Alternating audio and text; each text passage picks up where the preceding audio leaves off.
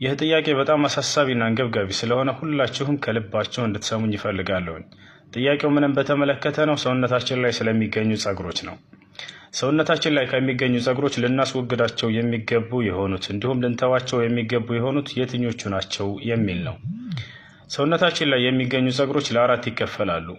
አንደኛ ልናስወግዳቸው የሚገቡ የሆኑ ጸጉሮች፣ ሁለተኛ ልንተዋቸው የሚገቡ የሆኑ ጸጉሮች፣ ሶስተኛ ልንቀንሳቸው የሚገቡ የሆኑ ጸጉሮች፣ አራተኛ ከፈለግን ልናስወግዳቸው ከፈለግን ደግሞ ልንተዋቸው የተፈቀደልን የሆኑ የጸጉር አይነቶች ናቸው።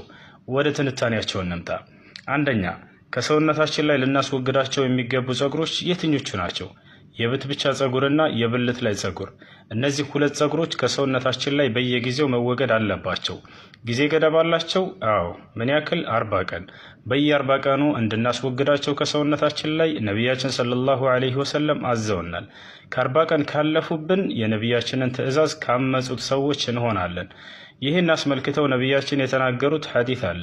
ታላቁ ሰሐባ አነስ ብኑ ማሊክ እንዲህ ሲል አስተላልፎታል።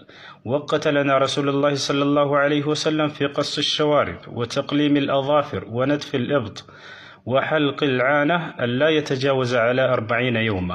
ነቢዩ ሰለላሁ ዐለይሂ ወሰለም ቀድሞ ቀመሳችንን በማሳጠር ላይ፣ ጥፍሮቻችንን በመቁረጥ ላይ፣ የብትብቻችንን ጸጉር በማስወገድ ላይ እንዲሁም የብልት ላይን ጸጉር በማስወገድ ላይ ከ40 ቀን እንዳናሳልፍ የጊዜ ገደብ አድርገውልናል ብሏል። ስለዚህ ከ40 ቀን ማለፍ የለባቸውም እነዚህ ሁሉ ማለት ነው።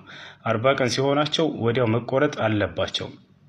ሁለተኛ ከሰውነታችን ላይ ልንተወው የሚገባ ጸጉር፣ ልንቆርጠው የማይገባ ጸጉር፣ ከቆረጥነው ወንጀለኛ የምንሆንበት ጸጉር የትኛው ነው? ጺም ነው።